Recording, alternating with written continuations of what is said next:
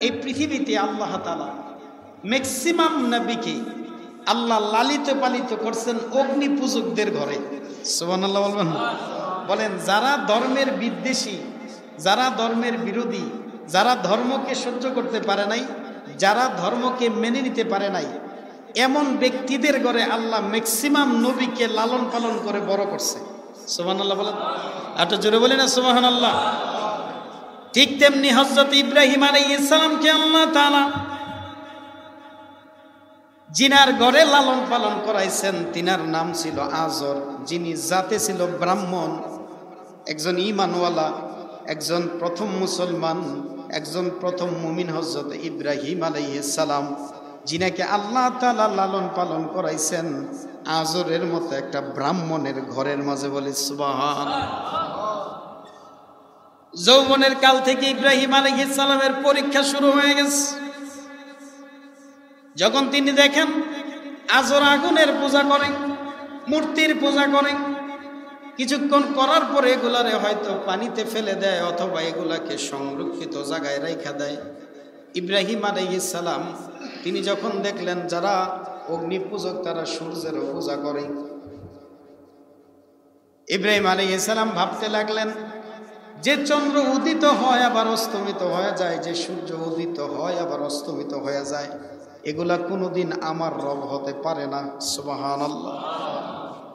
মাখলুক কোনোদিন রব হয় না। মাখলুককে যিনি সৃষ্টি করছেন তিনি হচ্ছেন রব। আমাদের রবের নাম কি? জোরে বলেন, আওয়াজ দিয়ে বলেন। আমাদের রবের নাম আল্লাহ। হুয়াল্লাহুল্লাযী লা ইলাহা ইল্লাহু কুল হুয়াল্লাহু আহাদ আল্লাহুস সামাদ লাম ইয়ালিদ ওয়া লাম ইউলাদ ওয়া লাম ইয়াকুল লাহু কুফুয়ান আহাদ। আমার আল্লাহ তাআলা রব, যিনি সবকিছু সৃষ্টি করছেন। অতএব রব যিনি, তিনি সৃষ্টি করেন, সৃষ্টি কোনোদিন রব হইতে পারে না। যেরকম ঠিক না বেঠিক? ইব্রাহিম আলাইহিস সালাম তিনি ভাবলেন যে চন্দ্র উঠে আবার অস্তমিত হয়, যে সূর্য উঠে আবার অস্তমিত হয়, এটা আবার রব হয় কেন? অথচ তিনি যে ঘরে বড় হয়েছেন এটা ব্রাহ্মণের ঘর, যে ঘরের মাঝে আগুনের পূজা হয়, সূর্যের পূজা হয়, দেবতার পূজা হয়, এ ঘরে ইব্রাহিম আলাইহিস সালাম বড় হইতেছেন। সুবহানাল্লাহ বলবেন না? একদিন ইব্রাহিম আলাইহিস সালামকে আজর মানে তিনার লালিত পিতা যখন তিনার ঘরে নিয়ে গেছেন, যে ঘরে মূর্তি আছে, এ ঘরে যাওয়ার পরে ইব্রাহিম আলাইহিস সালাম দেখলেন যে এখানে একটা মূর্তি বড়, বাদ বাকি মূর্তিগুলো ছোট। নাউজুবিল্লাহ বলবেন না? একটা মূর্তি বড়, বাদ বাকি মূর্তিগুলা। তো আজর যখন মূর্তির ঘরে তিনারে রাইখা রব চিনাইতে গেছে, তিনারে মূর্তির ঘরে রাইখা বের হয়ে গেছে। ইব্রাহিম আলাইহিস সালাম এখন ছোট ছোট যত মূর্তি ছিল সব ফিরে ভাঙা ফেলাইছে। ভাঙা যে কুড়ালটা দিয়া ভাঙছে, এই কুড়ালটা বড় মূর্তির গলার মাঝে বান্ধিয়া রাখছে। উদ্দেশ্য হচ্ছে মূর্তি ভেঙে ফেলা উদ্দেশ্য নয়, মূর্তির যে কোনো ক্ষমতা নাই, তিনার লালিত পিতা আজরকে বুঝানো ছিল ওনার উদ্দেশ্য। সুবহানাল্লাহ বলেন। এবার আজর যখন ওই ঘরের ভিতরে ঢুকছে, তাকায় দেখে ছোট ছোট মূর্তি সব ভাঙা। বড় একটা মূর্তি যেটা দাঁড়ায় রয়েছে, এটার গলার মাঝে কোরালটারে ঝুলায় রাখছে। ইব্রাহিম আলাইহিস সালাম বলেন, বাবা কি তাকায় দেখেন? আজর ডাক দেয়া কয়, রে ইব্রাহিম, তোমার ঘরের ভিতরে রাইখা গেছে মূর্তি তো সব জেতা ছিল, আস্থা ছিল, এগুলা ভাঙলো কে? ওই যে বড় মূর্তির গলার মাঝে তাকায় দেখেন কুড়াল, ওই এটাই বাকি সবগুলারে ভাইঙা গুড়া গুড়া বানায় দিছে। বলি সুবহানাল্লাহ। আজর বলেন, না না, এই মূর্তির তো ভাঙার ক্ষমতা নাই, কেমনে ভাঙবে? এবার ইব্রাহিম আলাইহিস সালাম বলেন, ও আমার লালতি পিতা আজর, যে মূর্তি তার নিজের দেহটারে কখনো সংরক্ষণ করতে পারে না, সংরক্ষিত রাখতে পারে না, যে মূর্তি তার দেহের হেফাজত করতে পারে না, সে কেমনে রব হয়? সে কেমনে তোমাদেরকে হেফাজত করবে? বলে সুবহানাল্লাহ। ওই তখন আজর যায় নমরুদরে বিচার দিছে যে ইব্রাহিম আমার ঘরে লালিত পালিত, আমার ঘরে বড় হচ্ছে, আমার ঘরে খায়, আমার দেওয়া জিনিস পরে, সেই ইব্রাহিম আজকে আমাদের মূর্তি ভেঙে ফেলছে। সেই মূর্তিদেরকে মানে না রব হিসাবে। ওই তখন নমরুদ আগুনের মাঝে ইব্রাহিম আলাইহিস সালামকে ফালানোর সিদ্ধান্ত নিছে, যার কারণে নমরুদের আগুনে হযরত ইব্রাহিম আলাইহিস সালাম পড়ছিলেন। মূল কারণে এই জায়গাটা। সুবহানাল্লাহ বলবেন না? আগুন জ্বালাইছে দীর্ঘদিন, দ্বারে কাছে যাওয়া যায় না। ইব্রাহিম আলাইহিস সালাতু ওয়াস সালামকে আগুনের মাঝে ফালায় দেবে, এজন্য কেমনে ফালাবে? চরক গাছের ব্যবস্থা করছে। এখন এই চরক গাছের গোড়ার মাঝে রহমতের ফেরেশতারা দাঁড়ায় রয়েছে। শয়তান দরবেশের বেশ ধরে আইসা দাঁড়ায় রয়েছে। নমরুদ রে কয়, রে নমরুদ, ইব্রাহিম আলাইহিস সালামকে যদি ওই আগুনের অগ্নিকুণ্ডের ভিতরে ফেলাইতে হয়, খবরদার খবরদার, এমনে এমনে ফেলানো যাবে না। কয় কেন? আমি যা দেখি তুমি কিন্তু তা দেখো না। সুবহানাল্লাহ বলবেন? শয়তান তো অদৃশ্য জিনিস দেখে, সেও তো অদৃশ্য। আমি নজর করে তাকায় দেখছি চরক গাছের গোড়ার মাঝে রহমতের ফেরেশতারা ধরে রাখছে, এজন্য চরক ঘুরতে চায় না। অতএব কি করতে হবে? ওই এখানে যদি কোনো কিছু করতে হয় তাহলে উলঙ্গ নারী পুরুষ দিয়া বেহায়াপনায় লিপ্ত হতে হবে। যদি লিপ্ত হওয়া যায় রহমতের ফেরেশতারা চলে যাবে। সুবহানাল্লাহ। রহমতের ফেরেশতারা চলে যাবে, তখন আপনার কাজ করতে সুবিধা হবে। ওই সর্বপ্রথমে পৃথিবীর ইতিহাসে নমরুদ মেলার আয়োজন করছিল, যে মেলার মাঝে ধর্মের বিদ্বেষী কাজ চলে। এগুলা মুসলমানের যাওয়া ঠিক না। যেরকম ঠিক না বেঠি? আমরা কিন্তু হুন্ডার আশায় টিকিট কেটে লাই মেলার। আপনি উৎসাহ দিচ্ছেন। মেলার মূল পয়েন্ট হচ্ছে এই লটারি, যেটা দিয়ে সে লাভবান হয়। আমরা মুসলমানের ছেলেরা হাজার হাজার টাকার টিকিট কিনা রাত 12টা পর্যন্ত জায়গা থাকে, ফজরের নামাজে খবর থাকে না। যেরকম ঠিক না বেঠি? এটা মুসলমানের কাজ না। তাকায় দেখেন কোত্থেকে মেলা আসছে। ওই মেলার মাধ্যমে নারী পুরুষকে যখন একসাথে মেলামেশার সুযোগ দিছে, রহমতের ফেরেশতা চলে গেছে। তারপরেও চরক কেন জানি ঘুরতেছে না। এবার শয়তান বলে যে এখনো রহমতের ফেরেশতা ধরে রাখছে। কেন?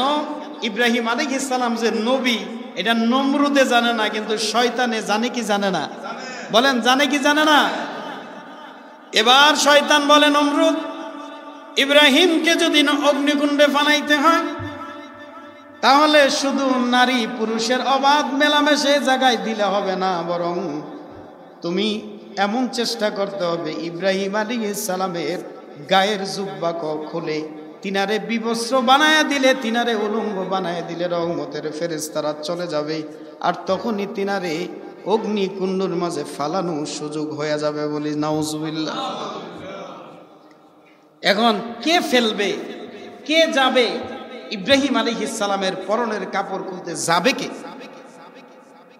এখন তিনি বড় এক এনাম পুরস্কারের ব্যবস্থা করছে। আজর বলেন, আমার ঘরে বড় হয়েছে, আমার ঘরে লালিত পালিত হয়েছে, আর আমার ঘরে লালিত পালিত ব্যক্তির কাপড় খুললে টাকা আরেকজনে নিবে? না না, এটা হইতে পারে না। বরং টাকা আমারে দিয়েন, আমি যাইয়াই তার গায়ের জুব্বা, তার পরনের জামা খুলে আমি বিবস্ত্র অবস্থায় তারা আমি রাইখা আসবো। নমরুদ বলে, ঠিক আছে যাও, তাইলে তোমাকে এনাম দেওয়া হবে, পুরস্কার দেওয়া হবে। আজর যখন যায়, ইব্রাহিম আলাইহিস সালামের হাতে পায়ের মাঝে শিকড় আবদ্ধ করা, শিকল দিয়া রাখছে, তিনি হাত পা লড়াইতে পারে না। ইব্রাহিম আলাইহিস সালাম বলেন, রে আজর, আমার হাত পা বাঁধা, তোমার পায়ে ধরতে আমার মনে চায়, আমারে প্রয়োজনে 1000 বার আগুনের মাঝে জ্বালায়া দাও, কিন্তু বিবস্ত্র করে গোটা দুনিয়ার মানুষের সাথে আমারে অসম্মান করিও না, বেজ্জিতি করিও না। কেন? আমি পয়গম্বর হয়ে আল্লাহর দরবার থেকে এসেছি, আমার ইজ্জতের দাম আছে, সম্মান আছে। আমি তোমার পায়ে ধরার যদি সুযোগ থাকতো আমি পায়ে ধরতাম, তারপরও মানুষের সামনে আমারে বিবস্ত্র কইরো না তুমি। আজর কোনো কথা শুনে নাই। ইব্রাহিম আলাইহিস সালামের গায়ের জুব্বা খোলার জন্য গিয়েছেন এবং জুব্বা খুলতেছেন। আমার আল্লাহ ডাক দেয়া কয়, রে জিবরাইল, আমার পয়গম্বর খলিলুল্লাহ ইব্রাহিম আলাইহিস সালাম, তিনার জুব্বা যদি দুনিয়ার মানুষের সামনে খুলে ফেলে আমি আল্লাহ তাআলারও অসম্মান হবে। সুতরাং আজর এক দিক দিয়া দুনিয়ার জামা খুলবে রে, আরেক দিক দিয়া জান্নাতি জামা আমার ইব্রাহিমকে পরাইয়া দিও। আজ ইব্রাহিম শুধু তাই না, জান্নাতি জুব্বা ইব্রাহিমকে পরায় বলবা, ও আল্লাহর খলিল, দুনিয়াতে জান্নাতি জুব্বা আল্লাহ তাআলা আপনাকে পরায়া সম্মানকে বাঁচাইছে। মনে রাখেন, আমার আল্লাহ তাআলা জান্নাতকে যেদিন উন্মোচন করে দিবেন, খুলে দিবেন, আমার আল্লাহ জান্নাতি পোশাক সর্বপ্রথম আপনাকে আনুষ্ঠানিকভাবে পরায়া আল্লাহর জান্নাতে প্রবেশ করায় দিবে। বলি সুবহানাল্লাহ।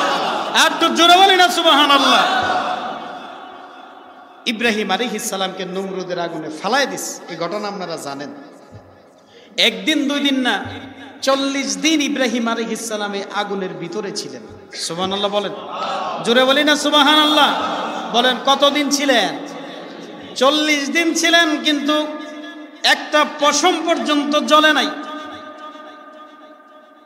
নমরুদের এক দাসী যাইয়া এই ইব্রাহিম আলাইহিস সালাম 40 দিন পর্যন্ত আগুনের ভিতরে জ্বলে নাই, ছাদের থেকে ইব্রাহিম আলাইহিস সালামের অবস্থা দেখে তার দাসী ঈমান গ্রহণ করে আগুনের ভিতর দিয়া হাইটা যায়া দেখে আসছে ইব্রাহিম আলাইহিস সালাম জান্নাতি পরিবেশে বসে আছেন। তিনার একখানা পশমের ক্ষতি আগুন করতে পারে নাই। বলি সুবহানাল্লাহ। আমার আল্লাহ তাআলা বলেন, ইয়া নারু কুনি বারদাও সালামান আলা ইব্রাহিম, রে আগুন আমার ইব্রাহিম 40 দিন তোমার অগ্নিকুণ্ডের ভিতরে থাকবে। সুতরাং আমার ইব্রাহিমের জন্য না গরম না শীত, শীততাপ নিয়ন্ত্রিত পরিবেশে আমার ইব্রাহিমকে রাইখা দিও। 40 দিন আমার ইব্রাহিমের যাতে এক ফোঁটা কষ্ট না হয়। জোরে বলে সুবহানাল্লাহ। ইব্রাহিম আলাইহিস সালামের প্রথম পরীক্ষা, তিনি আগুনের মাঝে জ্বলছেন। জিব্রাইল যায় বলছে, হুজুর অনুমতি দেন, আমি আগুন লিবাই দেই। মিকাইল বলছে, অনুমতি দেন, আগুন লিবাই দেই। সকল ফেরেশতা যায় জনে জনে বলছেন, হুজুর অনুমতি দেন, আমরা আগুন লিবাই দেই। ইব্রাহিম আলাইহিস সালাম বলেন, আমি যে আগুনে জ্বলি, তোমরা দেখো, যে আল্লাহ আমাকে আগুনে ফালানোর ব্যবস্থা করছেন, সেই আল্লাহ কি দেখে না আমি যে আগুনে জ্বলি? ও জিব্রাইল, মিকাইল, ইসরাফিল, আজরাইল, মনে রাখো, এই আগুনে জ্বললে যদি আমার রব খুশি হয়, একবার না 1000 বার জ্বলতে রাজি আছে। ইব্রাহিম আলাইহিস সালাম অগ্নিকুণ্ড থেকে 40 দিন পরে মুক্তি পেয়েছেন। যখন মুক্তি পেয়েছেন, তিনার ঘর নাই, বাড়ি নাই। কেন? আজর তো আর তিনারে ঘরে নিবে না। আল্লাহ ফেরেশতা দিয়া ইব্রাহিম আলাইহিস সালামের জন্য সর্বপ্রথম দুনিয়াতে ঘর বানাইছেন। সুবহানাল্লাহ বলবেন না? এখন হযরত ইব্রাহিম আলাইহিস সালামের যৌবনের বয়স, বিবাহ তো করতে হইব। ইনারা আবার যখন নমরুদের এরিয়াতে আল্লাহ তাআলা পাঠাইছেন, যায় দেখে রাজা বাদশার বিশাল এক মোহর কাতারে কাতারে দাঁড়ায় রয়েছে। তিনি জিজ্ঞাসা করেন, এ জায়গায় এত মানুষ কেন কেন দাঁড়ায় রয়েছে? সবাই বলে যে এই দেশের আরেক রাজার মেয়ে সারারে বিবাহ দিবে, অতএব সারার যাকে পছন্দ হবে সারা তারে বিয়া করবে। অতএব পছন্দের প্রতিযোগিতায় এত সুন্দর আয়োজন করা হয়েছে। ইব্রাহিম আলাইহিস সালাম আল্লাহকে ডেকে বলে, রব্বুল আলামিন, আমারও তো বিয়ার বয়স চলে যাইতেছে। সুবহানাল্লাহ, আমারও বিয়ার বয়স চলে যাচ্ছে। আল্লাহ তাআলা বলেন, খলিল, যদি তাই হয়, যেই হালে আছেন এই হালেই রাস্তার কিনারে একটা মরা খেজুর গাছ আছে, ওটার কাছে যায় খাড়াইয়া থাকেন, আর আপনার পাগড়িটারে আরো সুন্দর করে বাইন্ধা দেন। সুবহানাল্লাহ বলবেন না? হযরত ইব্রাহিম আলাইহিস সালাম মরা গাছের নিচে, জেতা হইলে বুঝতাম, মরা গাছের নিচে দাঁড়ায়া পাগড়িটারে মুড়ি দিয়া দিয়া বান্ধে মানুষ উপহাস করে, ঠাট্টা বিদ্রুপ করে, বলে, ইব্রাহিম এখানে কেন দাঁড়াইছ? আপনারা যে নিয়তে দাঁড়াইছেন পাত্র পক্ষ হইয়া, আমিও ক্যান্ডিডেট হিসেবে আপনাদের কাতারে দাঁড়াইছি। বলি সুবহানাল্লাহ। সবাই হাইসা বলেন, ধনী ধনী ব্যক্তিদের সন্তানরা সিরিয়াল ধরছে, তাদেরকে পছন্দ না কইরা তুমি ইব্রাহিম রে নিয়ে পছন্দ করবে? সারা, যিনি রাজকন্যা, যিনি মহারানী, যিনি রাজরানী, তিনি তো তোমারে পছন্দ করবে না। ইব্রাহিম আলাইহিস সালাম কোনো জবাব দেয় না, চুপ হইয়া রইছে। কেন? ইব্রাহিম আলাইহিস সালামকে এই জায়গায় দাঁড়ানোর জন্য ইব্রাহিম নিজে বলে নাই, আসমানের মালিক আল্লাহ বলছে। সুবহানাল্লাহ। আল্লাহরে বলেন, আল্লাহ, মানুষ তো ঠাট্টা বিদ্রুপ করে। আমার আল্লাহ বলেন, ইব্রাহিম সবরের সাথে দাঁড়ায়া থাকো, আমি আল্লাহ তাআলা সারার সাথে আপনার বিবাহের সব ব্যবস্থা তৈয়ার করে রাখছি। বলি সুবহানাল্লাহ। এখন সারা যখন এক কাতার দেখছে, আরেক কাতারের আধা কাতার দেখছে, সারার কাউরে পছন্দ হয় না। ওই মরা গাছের নিচে পাগড়ি পরিহিত হুজুর মানুষ দাঁড়ায় রয়েছে হযরত ইব্রাহিম, তিনি যাইয়া তিনার গলায় 2টা মালা পরাইয়া দিছে। আরো আস্তে কোন গুণ হইব না, বলেন কয় মালা পরাইছে? 2 মালা পরাইছে। মানুষ কয় কি করলাম জিন্দিগিতে, হুজুর বাড়াই তো মজা হয়ে যায় গেল, আমরা বেকার এ জায়গায় দাঁড়ায় রইলাম। এবার সারারে জিজ্ঞাসা করে, রে সারা, এত সুন্দর রাজপ্রাসাদ ছাইরা, যার ঘর নাই বাড়ি নাই, পয়গম্বর ইব্রাহিমের মাঝে কি দেখছো? সারা বলেন, আব্বা জান, আমি এমনে এমনে এই মানুষদেরকে এখানে দলবদ্ধ হইতে বলি নাই, বরং আমি বিগত 40 রাত ধরে একজনের চেহারা স্বপ্নে দেখতেছিলাম। কাতারের মাঝে যখন ইব্রাহিম আলাইহিস সালামকে দেখলাম, আমি দেখেছি বিগত 40 রাতে তিনারে আমি স্বপ্নে দেখছি। বলি সুবহানাল্লাহ, আল্লাহু আকবার, জোরে বলি আল্লাহু আকবার। সংক্ষেপ কথা, সারারে বিয়া করার পরে সন্তান হয় না। হযরত সারা আলাইহিস সালাম আরেকটা বিয়া নিজে করাইছেন হযরত হাজেরাকে। আল্লাহ তাআলা একটা সন্তানও দিছেন। সন্তান হওয়ার কারণে বুড়া বয়সে 16 বছর বয়সে দোয়া করছে, আল্লাহ একটা সন্তান দেন না, একটা সন্তান দেন না আমারে। 16 বছর বয়স পর্যন্ত তিনি দোয়া করছেন, সন্তান হয় না। আল্লাহ ওনারে 100 বছর বয়সে একটা সন্তান দান করছে, জিনার নাম হযরত ইসমাইল। মায়াটা কম না বেশি? কন্যা কম না বেশি? বেশি। এবার যখন এই মহিলার কাছে বারবার যায়, হযরত হাজরা আলাইহিস সালামের কাছে, কারণ প্রথম মহিলার তো জলে না, এটা হইতারে না। তখন সারা আলাইহিস সালাম বলেন, দেখো ইব্রাহিম, আপনি আল্লাহর নবী, আপনার সম্মান আছে, ওনার কাছে বারবার যান, আমার সহ্য হয় না, আপনি বনবাসে দিয়ে আসেন। এবার আল্লাহর কাছে বলেন, আল্লাহ, আমার প্রথম বিবি তো দ্বিতীয় বিবিকে সহ্য করতে পারে না, কি করতাম? আল্লাহ বলেন, সারার সিদ্ধান্ত আমি আল্লাহর সিদ্ধান্ত, সারা যেটা চায় আপনি এটাই করেন। সুবহানাল্লাহ বলবেন কেন? যে আপনি ওই জায়গার মাঝে বনবাসে দিয়ে আসেন, যে জায়গার মাঝে আমি আল্লাহ খানে কাবা বানাবো। কিন্তু খানে কাবা যে বানাইবে এ কথা ইব্রাহিম আলাইহিস সালামকে আল্লাহ বলে না। আল্লাহ বলেন, ওই এক জায়গার যান যেখানে সাফা মারোয়া আছে, 2টা পাহাড়ের সমন্বয় জায়গা আছে, যেখানে ফল নাই, ফলাদি নাই, প্রাণী নাই, বৃক্ষ নাই, রাজি নাই, মানুষ নাই, গবাদি পশু নাই, নাই নাই তো কিচ্ছু নাই। ওই জায়গার মাঝে তাদেরকে বনবাসে দিয়ে আসবেন। সন্তান দিয়ে আল্লাহ পরীক্ষা দিচ্ছেন। ইব্রাহিম আলাইহিস সালামকে বলছেন দিয়ে আসবেন, মুখে কথা বলতে পারবেন না। সুবহানাল্লাহ বলেন, দিয়া যে আসবেন, মুখে কথা বলতে পারবেন না। দুধের বাচ্চা হযরতে ইসমাইল আলাইহিস সালাম 100 বছর বয়সে যে সন্তান তিনি পেয়েছেন, এই দুধের বাচ্চা ইসমাইল আলাইহিস সালাম এবং আমাদের মা হাজেরা আলাইহিস সালামকে সাফা মারোয়ার ওই পাদদেশে তিনাদেরকে রাইখে আসছে, যেখানে জমজম কূপ বর্তমান অবস্থিত আছে। বলি সুবহানাল্লাহ। এই যুবক ভাইরা রে, খেয়াল করে কথাটুকু শুনবা, মনে রাখবা, মা এমন এক জাতির নাম যে মায়ের কদমের নিচে আল্লাহ জান্নাত রাখছে।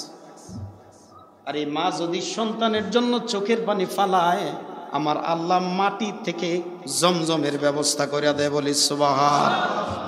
অতএব প্রেম করতে যায়া, বিয়া করতে যায়া মা বাবার সিদ্ধান্ত মাইনো। যখন মা বাবার সিদ্ধান্ত মানবা না, তোমার গোটা জিন্দিগি যাবে সন্তানের সাথে বড় কথা বলতে পারবা না, গোটা জিন্দিগি যাবে শান্তিতে কোনোদিন বিছানার মাঝে রাত্রি যাপন করা সম্ভব হবে না। যেরকম ঠিক না বেঠিক? রাইখে আসছে ইব্রাহিম আলাইহিস সালাম, কোনো কথা নাই, উটের পিঠে ইব্রাহিম আলাইহিস সালাম চলে আসতেছেন। সারা আলাইহিস সালাম পিছন থেকে ডাইকা বলে, ও আল্লাহর খলিল, আপনি দিয়ে আমাদেরকে রাইখে চলে যান, কোনো কিছু জিজ্ঞাসা করেন না, এমন এক জায়গাতে রাইখা যাচ্ছেন, খাবার ব্যবস্থা নাই, পানীয় ব্যবস্থা নাই, জনশূন্য এরিয়া, এই জায়গার মাঝে আমার রাইখা যাইতেছেন। ও আল্লাহর খলিল, রাইখা যান, কোনো অসুবিধা নাই। এতটুকু কথা জানতে চাই, কি প্রথম বিবিকে রাজি করার জন্য রাইখা যাইতেছেন, না আসমানের মালিক আল্লাহকে রাজি করার জন্য রাইখা যাইতেছেন? হযরত হাজরা আলাইহিস সালামের কথা বললেন, আল্লাহর খলিল ইব্রাহিম কোনো কথা বলে না। তিনি উপরে আসমানের দিকে আঙ্গুলটারে উঠায়া, শাহাদাত আঙ্গুলে উঠায়া বুঝাইতে চায়, হাজেরা, আমি আল্লাহর খলিল ইব্রাহিম আমার নিজের সংসারের শান্তির জন্য তোমার এখানে রাইখা যাই নাই, বরং আমার মালিক আসমানের মালিক আল্লাহ চাইছে বিদায় জনশূন্য এরিয়াতে তোমারে রাইখা যাইতেছে। বলি সুবহানাল্লাহ। স্বামী যেমন বিবিধ আরো হাজারা বলেন ও আল্লাহর খলিল তাহলে নির্দ্বিধায় চলে যান। আসমানের মালিক আল্লাহ যদি আমাদেরকে এখানে রাখলে তিনি খুশি হয় তাহলে আমরা থাকতে রাজি আছি। আমাদের খাবার খাদ্য বস্ত্র বাসস্থানের চিন্তা করিয়েন না, যে আসমানের মালিক আল্লাহ আমাদেরকে এখানে রাখার ব্যবস্থা করবেন, তিনি আমাদের খাদ্য বস্ত্র বাসস্থানের ব্যবস্থা করবেন। বলি সুবহানাল্লাহ। দুই একদিন গেছে, পানি যাচ্ছিল, খেজুর যাচ্ছিল, সব শেষ হয়ে গেছে, খানা নাই। ইব্রাহিম আলাইহিস সালাম যাওয়ার আগে বলে গেছে, আল্লাহ তুমি এই জমিনটাকে বরকতপূর্ণ বানায় দিও। এই জন্য আল্লাহ তাআলা সাফা এবং মারওয়ার পাশে তায়েফ, সুবহানাল্লাহ বলবেন না? বলেন জায়গার নাম কি? পাশেই তায়েফ, যেটা মক্কা মুকাররমা থেকে 70 মাইল দূরে। এই তায়েফের নাম তায়েফ না, মূলত এটা সাফা মারওয়ার এরিয়ার নাম হওয়ার কথা। কিন্তু ইব্রাহিম আলাইহিস সালাম দোয়া করার পরে ওইখান তায়েফের যে মাটিটুকু, যে এরিয়াটা, এই এরিয়া টোটাল মাটিটা আল্লাহ তাআলা হযরত জিবরাইল দিয়ে উঠাইছেন।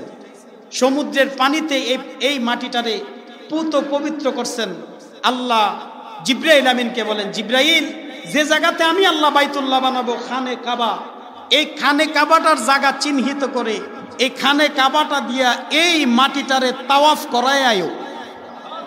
জোরে কন্যা সুবহানাল্লাহ মিয়া।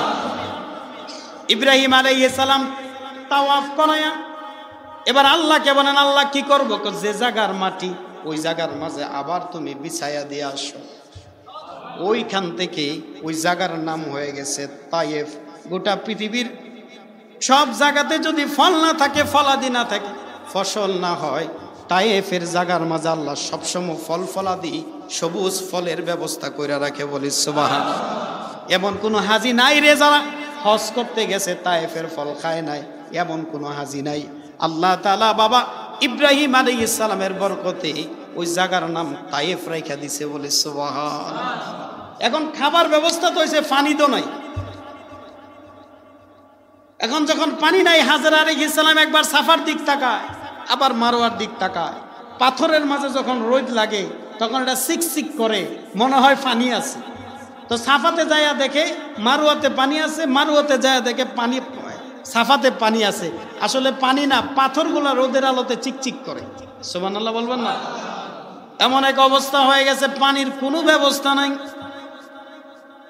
একবার সাফাতে দৌড় দেয়, আবার মারওয়াতে দৌড় দেয়, আবার হিংস্র জন্তুরও ভয় আছে, আবার দৌড়ায়া সন্তানের কাছে হাজেরা আলাইহিস সালাম আসেন।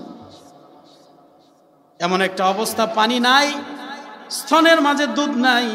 হযরত ইসমাঈল আলাইহিস সালামের আম্মা জান হযরত হাজেরা নিজের জিহ্বা মুবারকটা ইসমাঈল আলাইহিস সালামের মুখের ভিতরে দিয়া দেয়, যে জিহ্বার থেকে একটু পানি দিয়া হইলেও আমার সন্তানটা যেন বেঁচে যায়।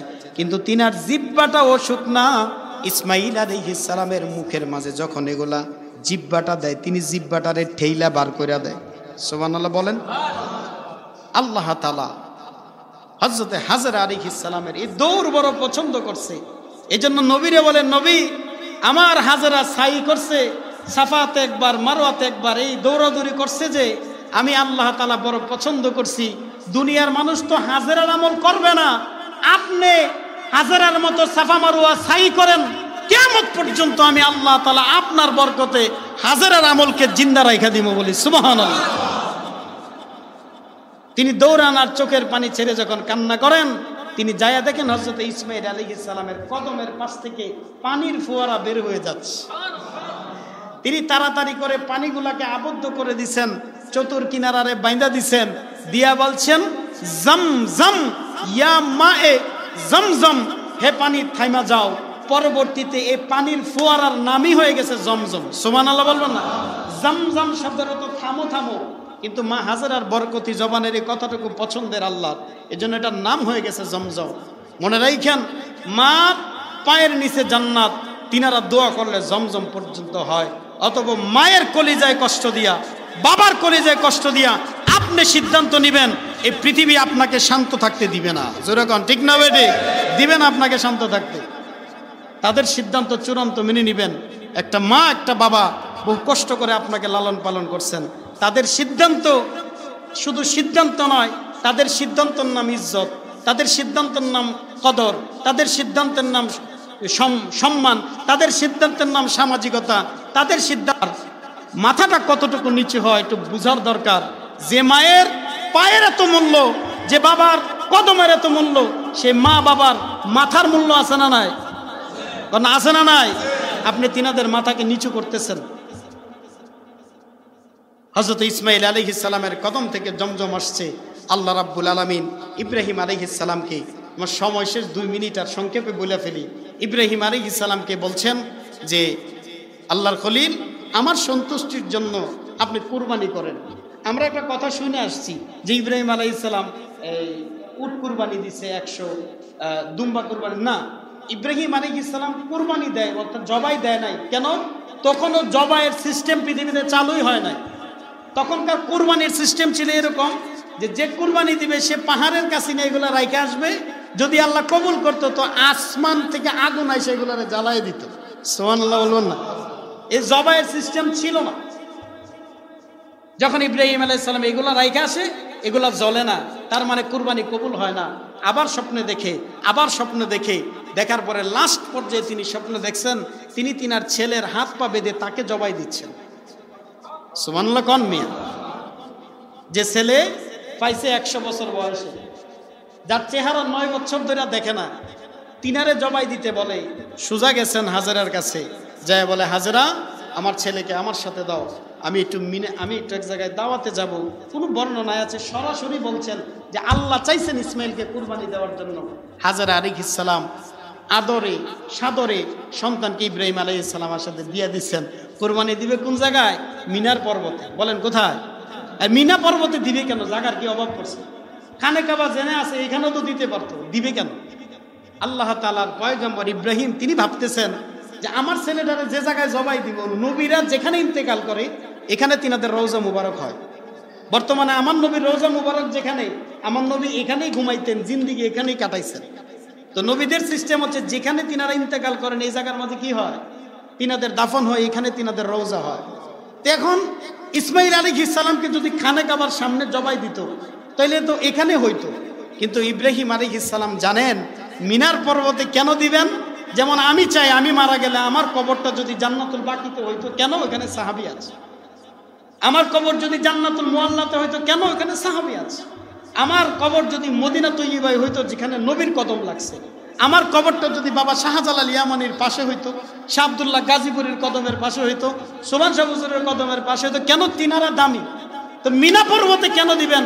কারণ ইব্রাহিম আলাইহিস সালাম জানতেন এই মিনার পর্বতে আল্লাহ 70 জন নবীর মাজার রাখছে।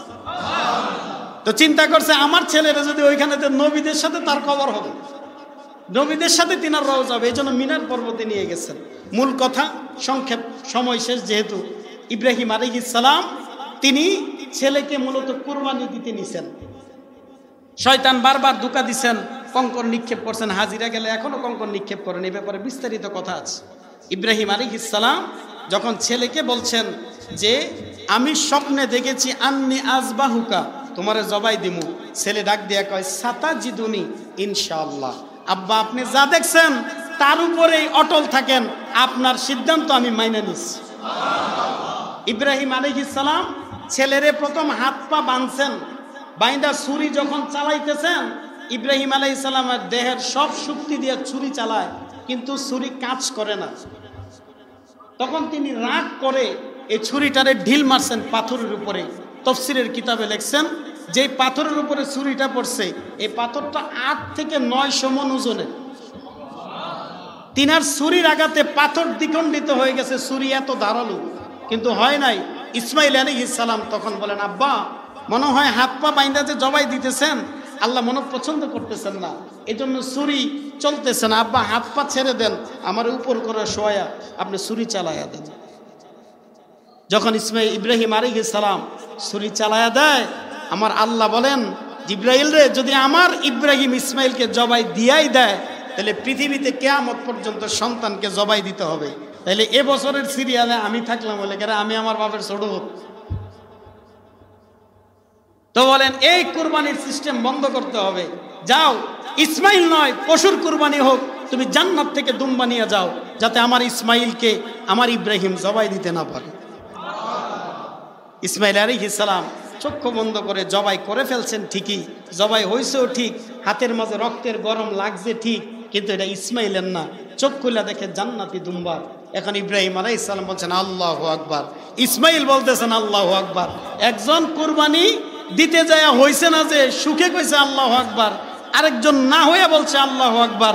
জিবরাইল আমিন দূরের থেকে বলে লা ইলাহা ইল্লাল্লাহু আল্লাহু আকবার। এবার ইব্রাহিম আলাইহিস সালাম বলতেছেন আল্লাহু আকবার ওয়ালিল্লাহিল হামদ। এই বাপ বেটা হযরত জিবরাইলের তাসবিহ বড় পছন্দের, আল্লাহ আমাদের উপরে ওয়াজিব করে দিয়েছে, বলি সুবহানাল্লাহ। অতএব কুরবানি আমাদের মাঝে আসতেছে, প্রস্তুতি নেবেন। অতএব কুরবানির কারা দিবেন? মূল কথা হচ্ছে কুরবানি দিবেন তারা, যাকাত দিচ্ছেন তারা। সকলের উপরে কুরবানি ওয়াজিব না। এখন আপনি চিন্তা করতেছেন আমরা তো ইবাদতকে সামাজিক বানাই লাইছি, চিন্তা করছে আমরা তো 6 ভাই আছি, যদিও কুরবানির সামর্থ্য হয়েছে না তো একটা গরু কিনা জবাই দিই, এটা জবাই হবে, কুরবানি হবে না।